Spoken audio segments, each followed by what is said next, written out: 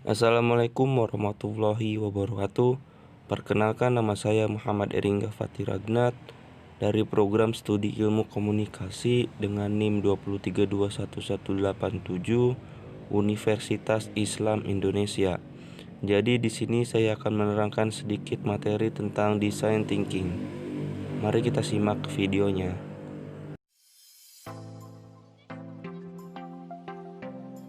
Design thinking adalah proses berulang di mana kita berusaha memahami pengguna, menantang asumsi, dan mendefinisikan kembali masalah dalam upaya mengidentifikasi strategi dan solusi alternatif yang mungkin tidak langsung terlihat dengan tingkat awal pemahaman kita.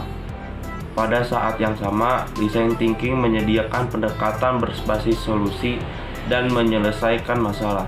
Ini adalah cara berpikir dan bekerja untuk kumpulan metode langsung.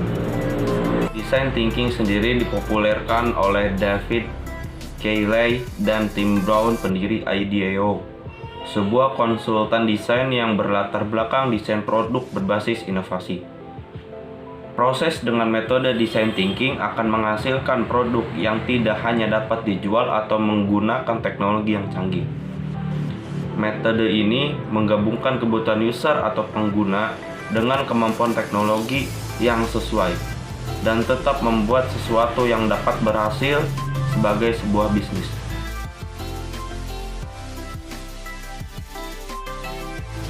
Design thinking sangat berguna dalam mengatasi masalah-masalah yang tidak jelas atau tidak dikenal. Dengan melakukan reframing masalah dengan cara-cara yang berpusat pada manusia, menciptakan banyak ide dalam brainstorming dan mengadopsi pendekatan langsung dalam pembuatan prototipe dan testing.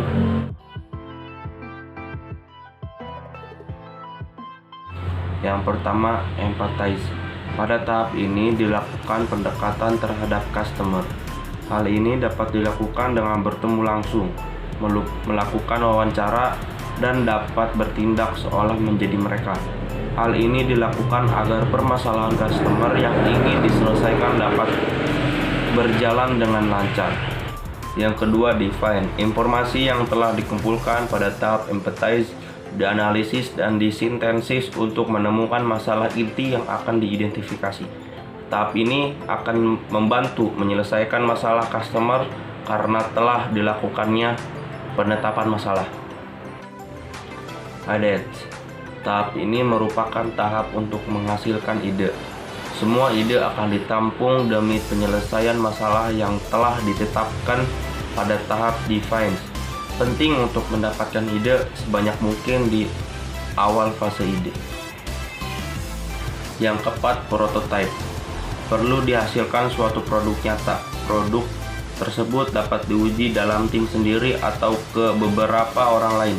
Ketika ada masukan, maka dilakukan perbaikan pada prototipe sehingga nantinya akan menghasilkan prototipe yang benar-benar bagus.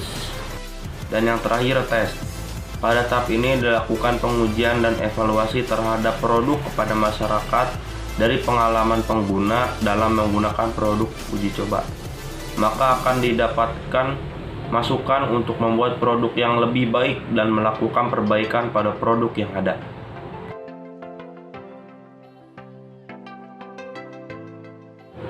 Contoh design thinking yang diterapkan dalam skala besar dapat dilihat di Estonia, negara pasca Soviet.